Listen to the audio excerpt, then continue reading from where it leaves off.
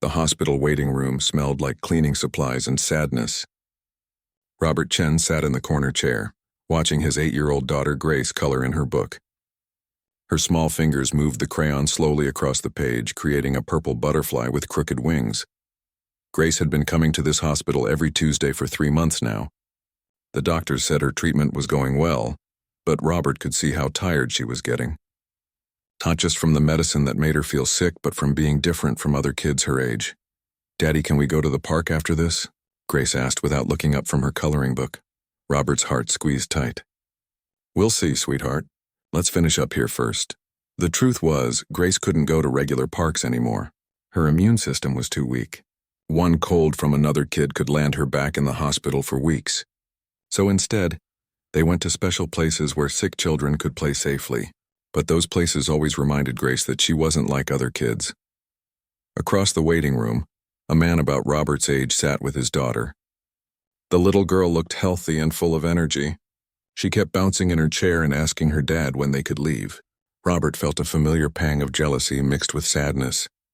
He remembered when Grace used to bounce like that. The healthy girl's father looked tired too, but in a different way. His clothes were wrinkled like he'd slept in them. His hair needed cutting, and there were dark circles under his eyes. He carried a work bag that looked like it had seen better days.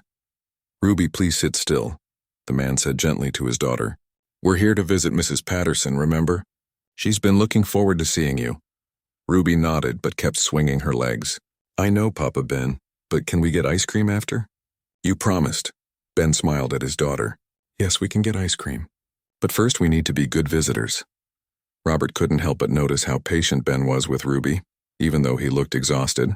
It reminded him of his own struggles since his wife died 2 years ago. Being a single parent was hard enough without adding a sick child to the mix. Grace looked up from her coloring book and watched Ruby bounce around.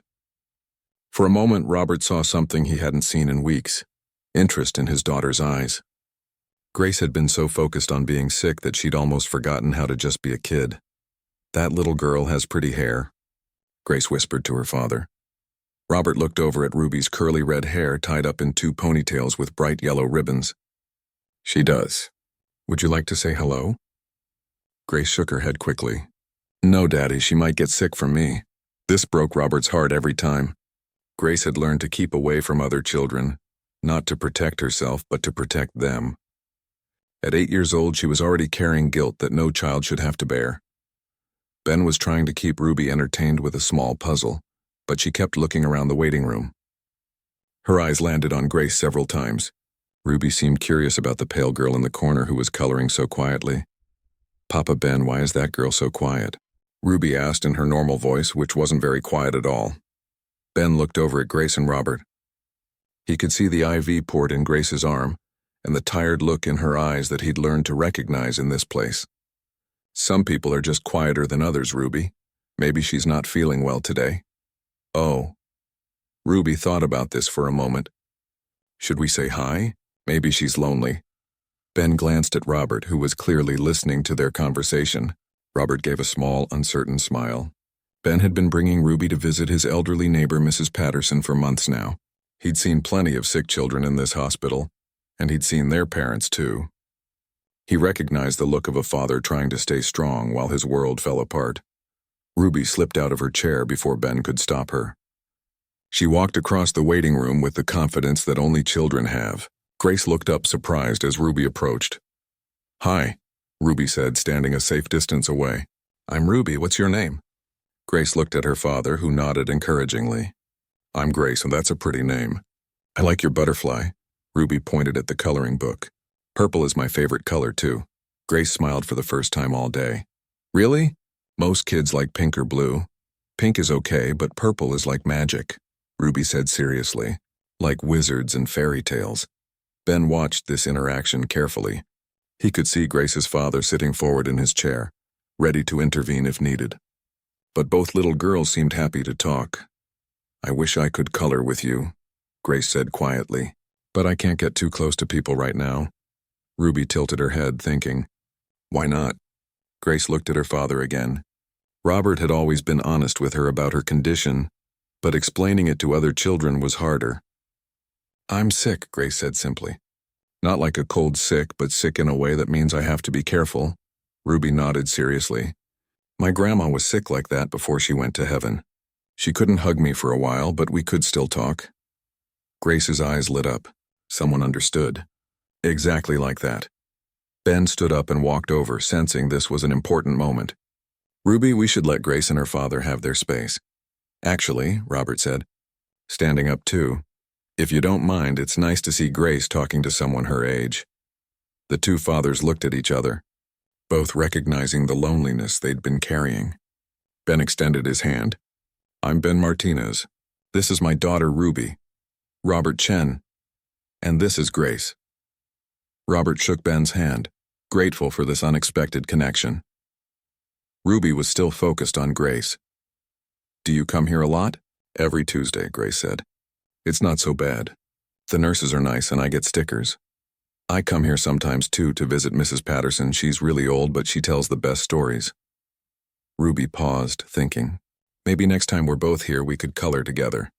I could sit far away, but we could both color. Grace looked up at her father with hope in her eyes. Robert felt his throat tighten with emotion. This was the first time in months that Grace had shown interest in spending time with another child. I think that would be wonderful, Robert said softly. Ben saw the gratitude in Robert's eyes and felt something shift in his chest. He'd been so focused on his own struggles as a single parent that he'd forgotten how healing it could be to help someone else. My daughter would love to play with you, Ben said to Grace, his voice gentle and sincere. The following Tuesday couldn't come fast enough for Grace. She woke up early and picked out her favorite purple shirt, the one with tiny stars on it. For the first time in months, she seemed excited about going to the hospital. Are you sure Ruby will be there today? Grace asked for the 10th time as Robert drove through the morning traffic. I texted her father yesterday. They'll be visiting Mrs. Patterson around the same time as your appointment, Robert replied, smiling at his daughter's enthusiasm in the rearview mirror. When Ben had given Robert his phone number the week before, it felt like a small miracle. Robert had lost touch with most of his friends after Grace got sick. People didn't know what to say, and honestly, Robert didn't have energy for small talk about work or sports anymore. But texting with Ben felt different. Ben understood what it was like to worry about your child every single day. They arrived at the hospital, and Grace practically bounced to the waiting room. Ruby was already there with Ben reading a picture book about dinosaurs. Grace. Ruby jumped up when she saw them. I brought extra crayons. And look, she held up a coloring book. I got one just like yours so we can color the same pictures. Grace's face lit up brighter than Robert had seen in months. Really, you did that for me? Papa Ben said we could be coloring buddies, Ruby announced proudly. Ben walked over to Robert carrying 2 cups of coffee from the hospital cafeteria. Thought you might need this. Tuesday mornings are rough. Robert accepted the coffee gratefully. It was a small gesture, but it meant everything. No one had brought him coffee in a very long time. Thank you. How did you know I take it black? Lucky guess. You look like someone who doesn't have time for extra stuff, Ben said with a knowing smile. They sat down while the girls arranged themselves on opposite sides of a small table.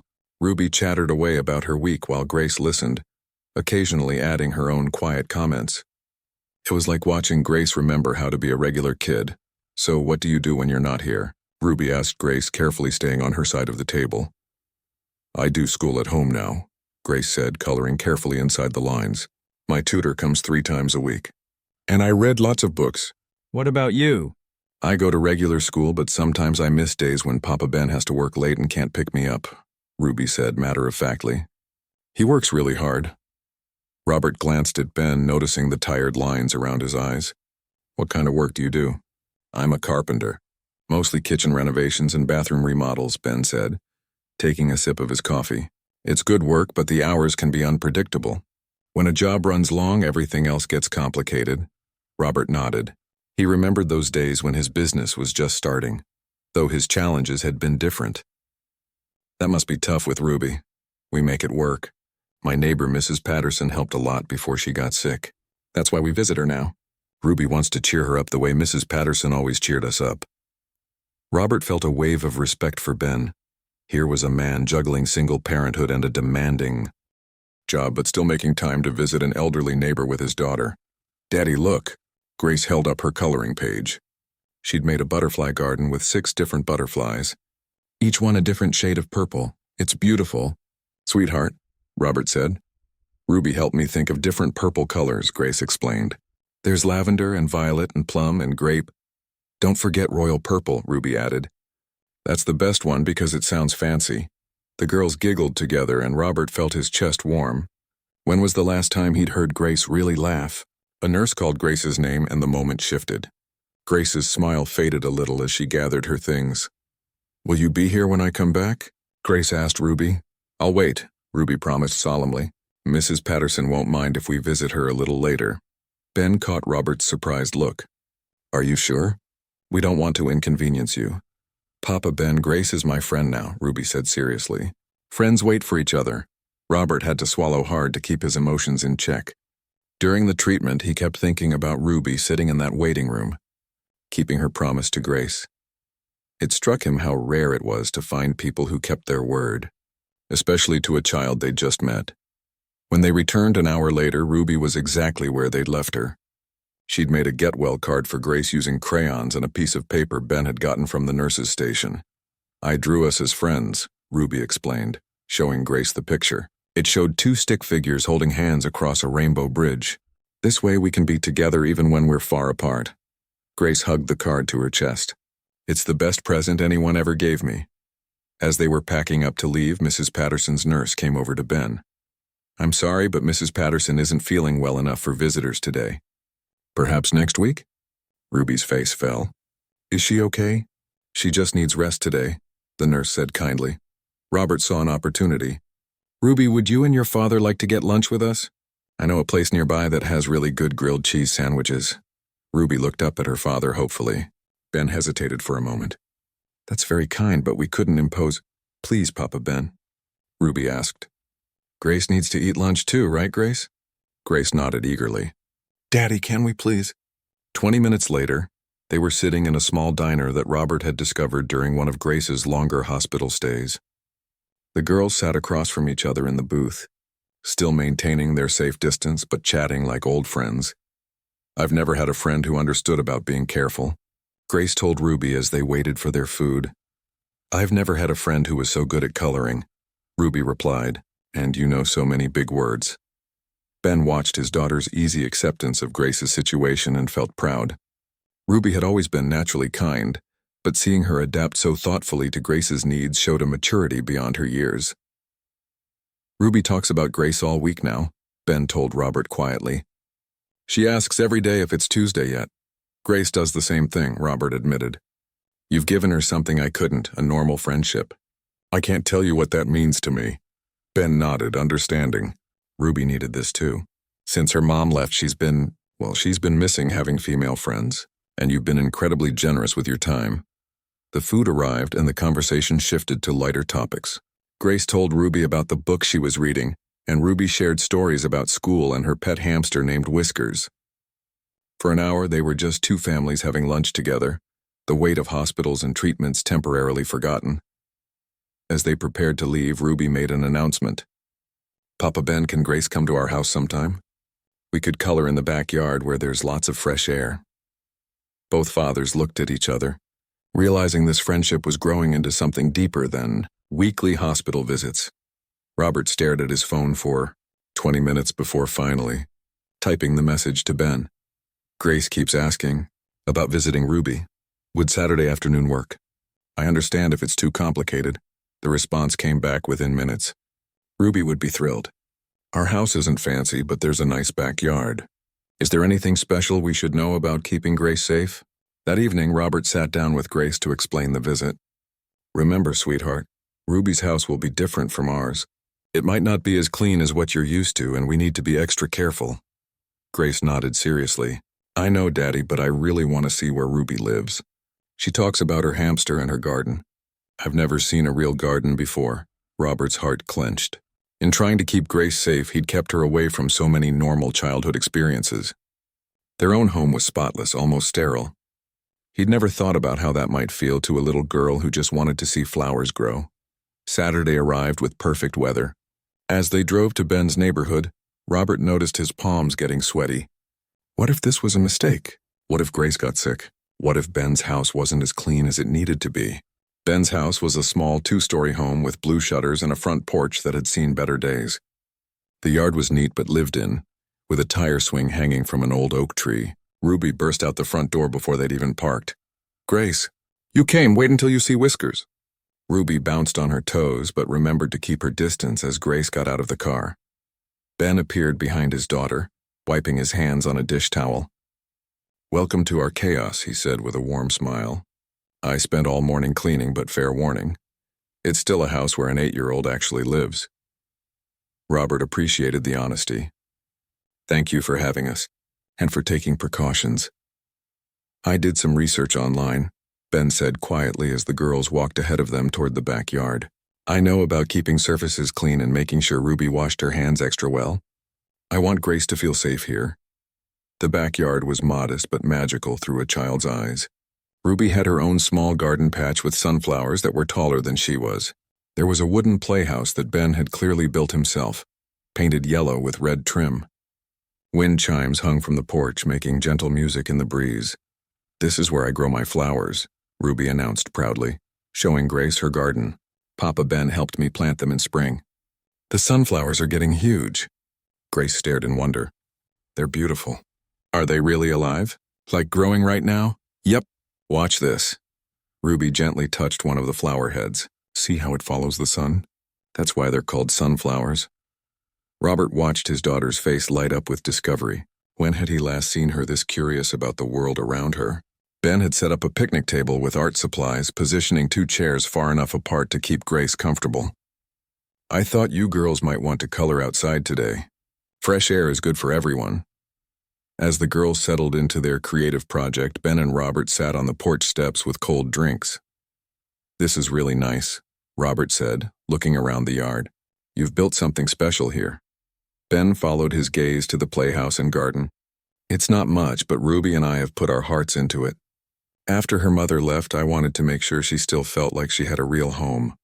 Robert was quiet for a moment. "I never asked. How long has it been just you and Ruby?" 3 years. Her mom decided single parenthood wasn't what she wanted after all." Ben's voice was matter-of-fact, but Robert could hear the old hurt underneath. "Some days are harder than others, but Ruby makes it worth everything." "I understand. After my wife died, I thought I could handle everything myself. Keep Grace safe, give her the best medical care, maintain my business. But I realize now that I might have kept her too isolated." Ben watched Grace carefully examining Ruby's flowers from a safe distance. "You did what you thought was best. That's all any parent can do." "Papa Ben, can Grace see Whiskers now?" Ruby called from the picnic table. Ben looked at Robert questioningly. Robert hesitated. Pets carried germs, but he could see the hope in Grace's eyes. "As long as Grace doesn't touch him directly," Robert said finally. Ben brought out Whiskers in his cage, setting it on the picnic table between the girls. The small hamster was brown and white with tiny paws and bright black eyes. "He's so cute," Grace whispered. "He's like a tiny bear." "Watch this," Ruby said, dropping a sunflower seed into the cage. Whiskers immediately stuffed it into his cheek pouches, making both girls giggle. "Why does he do that?" Grace asked. "Papa Ben says he's saving it for later. Like putting money in the bank," Ruby explained. Grace watched Whiskers for several minutes, fascinated by this small creature she'd only read about in books. "I wish I could have a pet, but Daddy says they're not safe for me right now." Ruby thought about this seriously. "Maybe Whiskers could be like our shared pet. When you visit, you can watch him with me." Grace's eyes went wide. "Really, like joint custody?" Robert was amazed that his 8-year-old daughter knew that term, but then remembered all the legal documents he'd had to explain to her over the years. "Exactly like that," Ruby agreed solemnly. As the afternoon wore on, the girls created an elaborate story about Whiskers being a secret spy hamster. Grace's imagination, dormant for so long, began to bloom like Ruby's sunflowers. "We should probably head home soon," Robert said eventually, noticing Grace's energy starting to flag. "Can we come back next Saturday?" Grace asked. "Hopefully." Ben looked at Robert. "You're welcome anytime. Maybe next week Ruby could show you how to plant seeds. We could make you your own little garden section." Grace turned to her father with pleading eyes. "Please, Daddy, I want to grow something." Robert realized this was about more than flowers. Grace wanted to nurture something, to watch it grow and thrive. She wanted to feel like she could help something live instead of constantly fighting to stay healthy herself. "I think that would be wonderful," Robert said softly. As they prepared to leave, Ruby ran into the house and came back with a small potted plant. "This is for you," she said, carefully placing it on the ground near Grace. "It's a baby sunflower. Papa Ben helped me grow it from a seed. Now you can watch it grow until you can plant your own garden." Grace looked at the tiny green shoots poking up from the soil, her eyes filling with tears. "No one's ever given me anything alive before." Robert had to turn away for a moment, overwhelmed by his daughter's simple statement. In trying to protect her from germs and illness, he'd inadvertently protected her from life itself. Ben placed a gentle hand on Robert's shoulder. "She's going to be okay. Both our girls are going to be okay."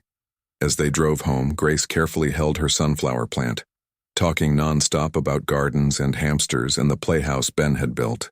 For the first time in months, she was planning for the future instead of just surviving each day. "Daddy, do you think I could learn to build things like Ben does? Maybe I could make a house for Whiskers when I get better."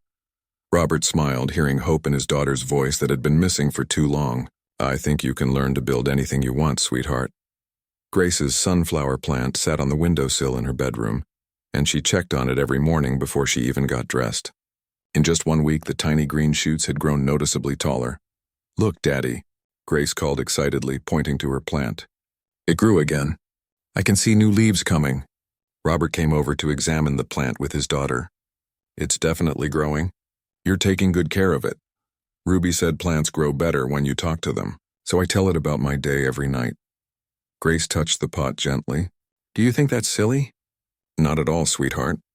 I think your plant is lucky to have someone who cares so much about it." Grace had been different all week. She woke up earlier, ate better, and even seemed more engaged during her tutoring sessions. Her tutor had commented on how much more focused Grace seemed, asking questions about science and nature that she'd never shown interest in before. Robert's phone buzzed with a text from Ben. "Ruby's been asking every day if it's Saturday yet. She's planned out your entire garden section. Fair warning, she's very excited." Robert smiled as he typed back. "Grace is the same way. I haven't seen her this enthusiastic about anything in months. Thank you. Thank you too. This friendship has been amazing for Ruby. She's been more responsible and caring since meeting Grace. Kids teaching kids, I guess." That afternoon, Robert made a decision that surprised even himself. He called his assistant and asked her to clear his schedule for Saturday morning. "Sir, you have the board meeting moved to Saturday specifically because—" "I know what I said, Linda.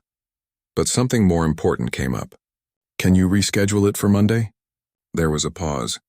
Robert hadn't missed a board meeting in 3 years. "Of course, Mr. Chen. Is everything all right?" "Everything's better than it's been in a long time." When Saturday arrived, Grace was ready an hour early. She'd prepared a list of questions about gardening and had drawn pictures of what she hoped her sunflowers would look like when they were full grown. "We're going to plant seeds today, right, Daddy? Ruby said we could plant them in our very own section." "That's the plan," Robert said, helping her into the car. "Ben said he picked out some special seeds that grow quickly, so you won't have to wait too long to see results." When they arrived at Ben's house, Ruby was already in the backyard with a small shovel and a watering can. "Grace, look what Papa Ben made."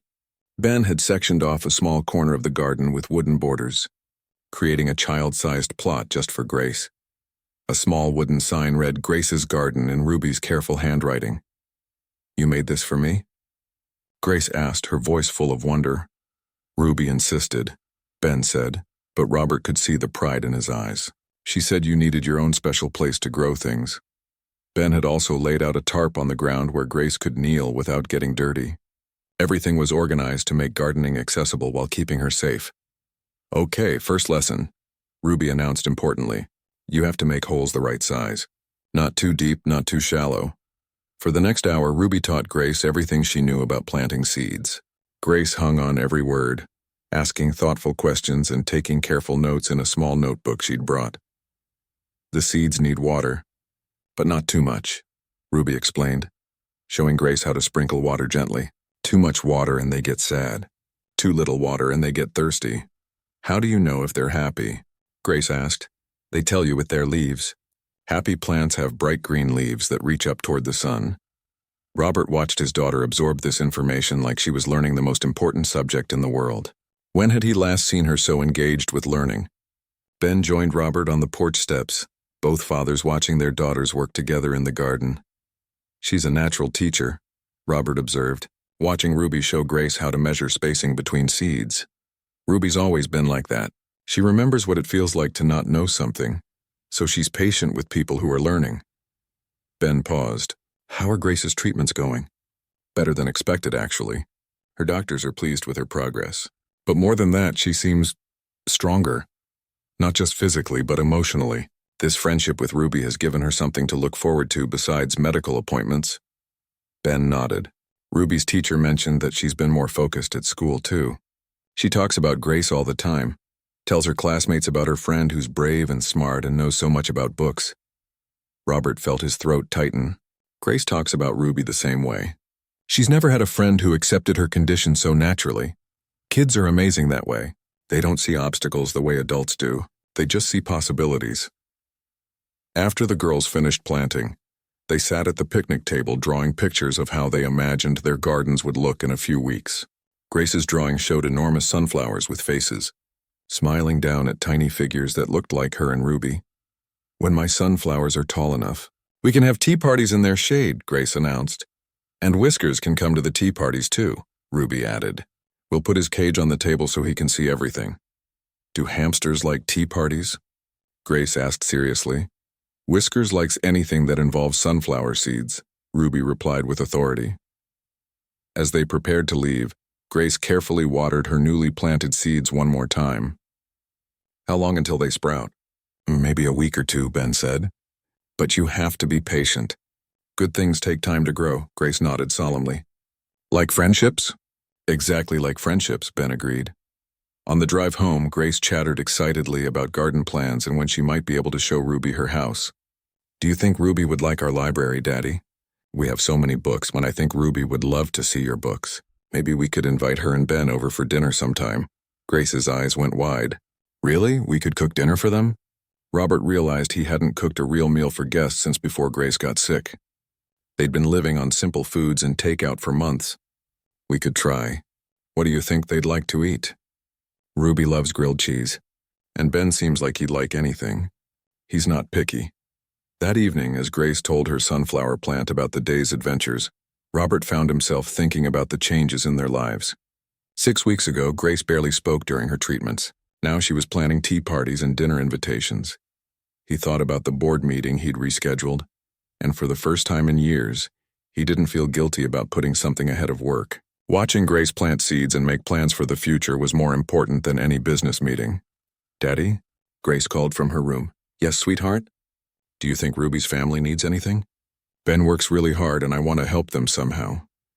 Robert paused in his reading. His 8-year-old daughter, who had every reason to focus on her own struggles, was thinking about how to help her friend's family. "What did you have in mind?"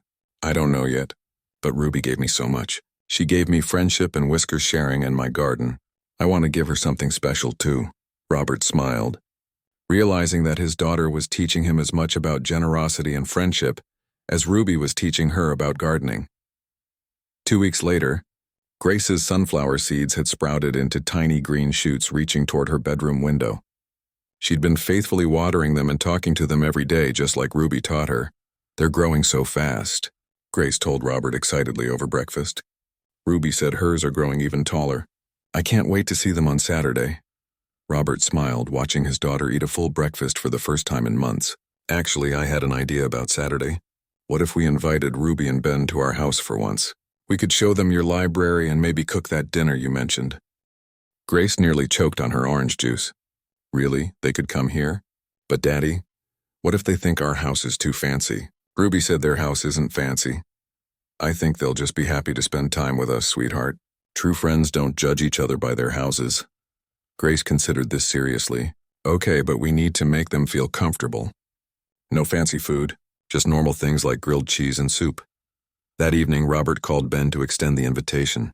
"Grace has been asking to show Ruby her books, and we'd love to have you both for dinner this Saturday if you're free." "That's very kind of you," Ben said, and Robert could hear the hesitation in his voice. But I don't want Ruby tracking mud through your nice house, and she can be pretty energetic indoors. Ben, please. You've welcomed Grace into your home so warmly. Let us return the favor. Besides, I think it would be good for Grace to be the host for once. All right, Ben agreed. But fair warning, Ruby's never been in a house as big as yours probably is. She might get a little overwhelmed. Saturday afternoon, Ruby pressed her face against the car window as Ben drove up the long driveway to Robert's house. Papa Ben, it looks like a castle. Remember what we talked about, Ben said gently. We use our indoor voices.